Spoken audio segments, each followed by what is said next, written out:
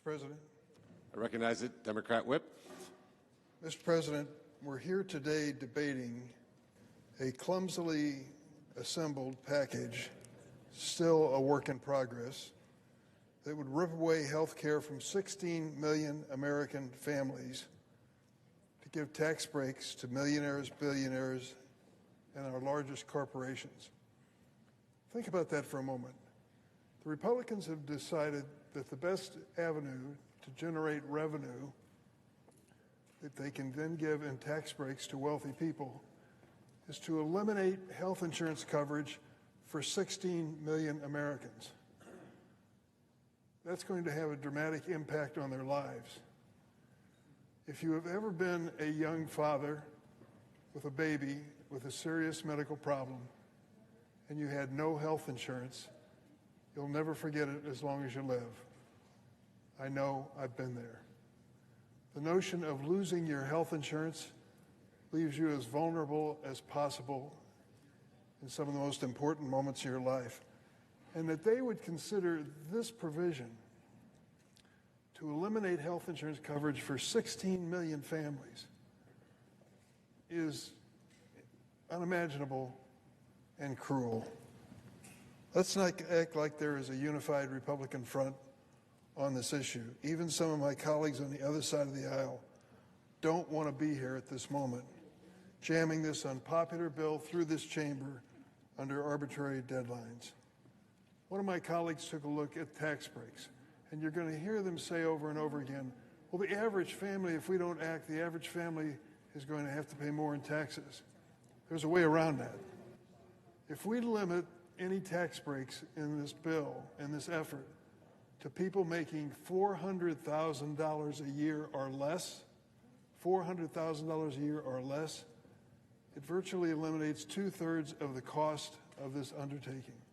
And it means you don't have to take away the health insurance of 16 million families.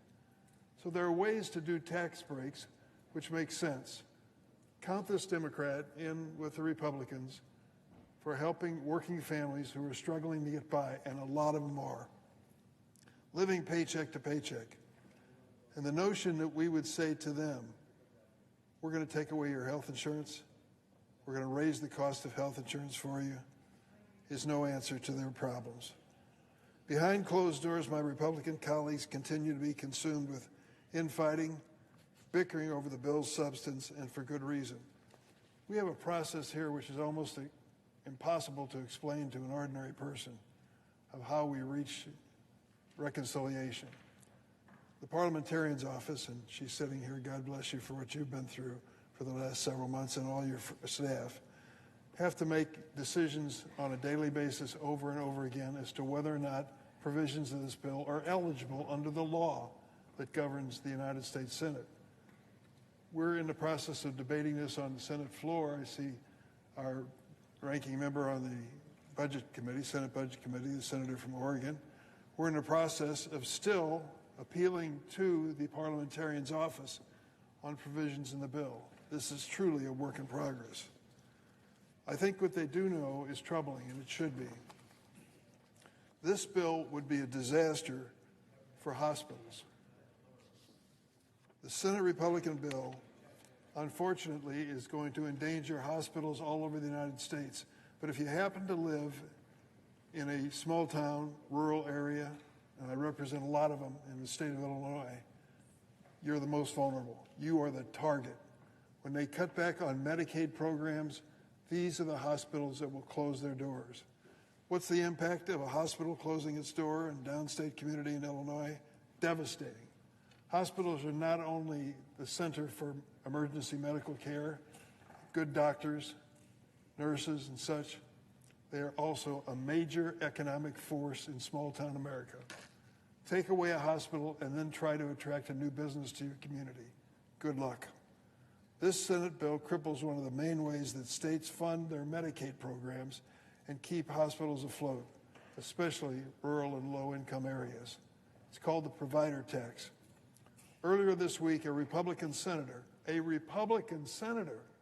circulated a flyer to his fellow caucus members, so they're all on notice, detailing just how much each state will lose in Medicaid provider tax funding under their proposal. Let's take a look at my neck of the woods, the Midwest. Iowa would lose $4.1 billion. Missouri, $6.1 billion. Kentucky, $12 billion. Louisiana would lose $20 billion. North Carolina, $38.9 billion. Senator Tillis and I were in conversation yesterday, and he used that very same figure.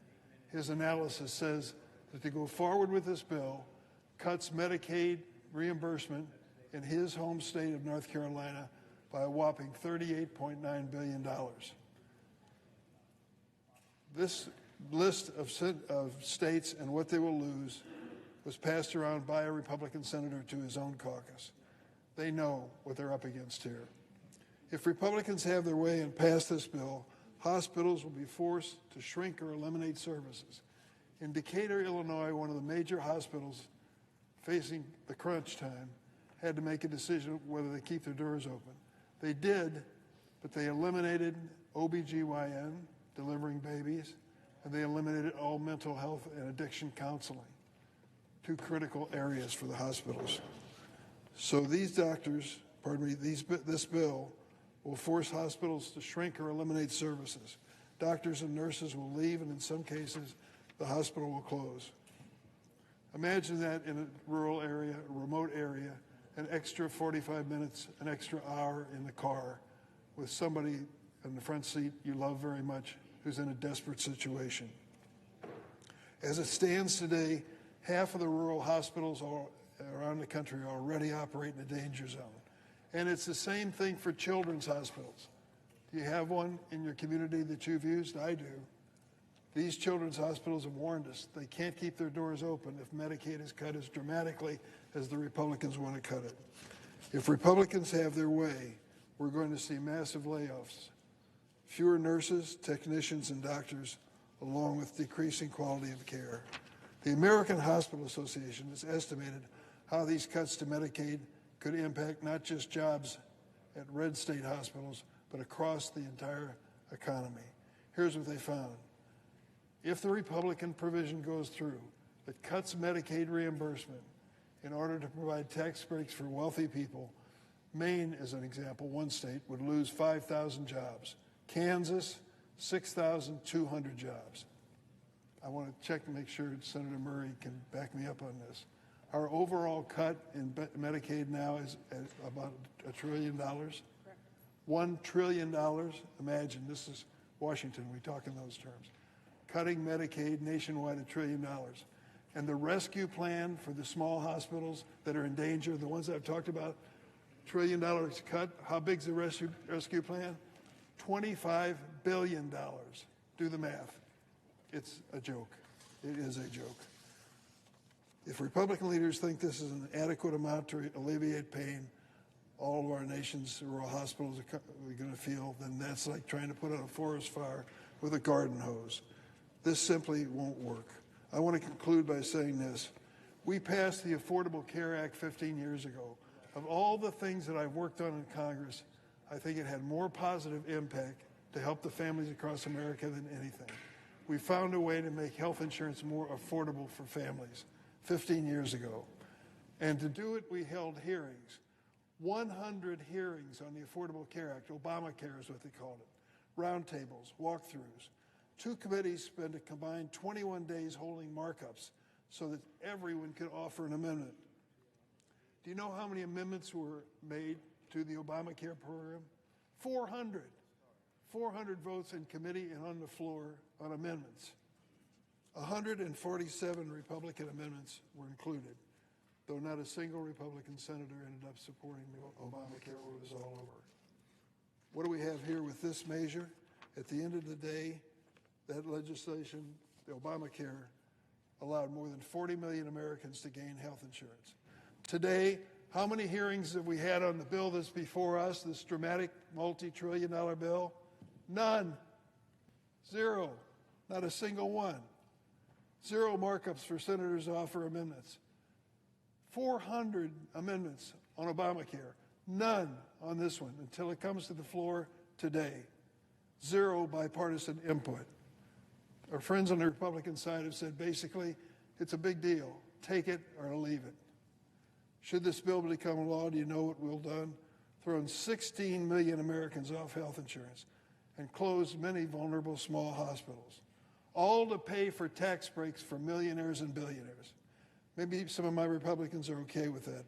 I don't think the American people are. I'm hoping that sanity and common sense prevail. We need four. We need 4 senators to step up and say, stop this train. We've got to sit down and do our homework. We cannot expose the American families and the American economy to do this in the name of preserving tax breaks for the wealthiest people. Elon Musk seems to be doing okay in life, right? The wealthiest man in the world. Do you know what the tax break is for Elon Musk on the bill that's before us on the floor? $346,000, a lot of money. To him, he won't even notice it.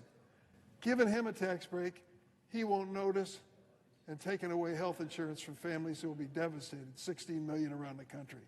It's an important choice, and it's one we should make the right one. I yield the floor.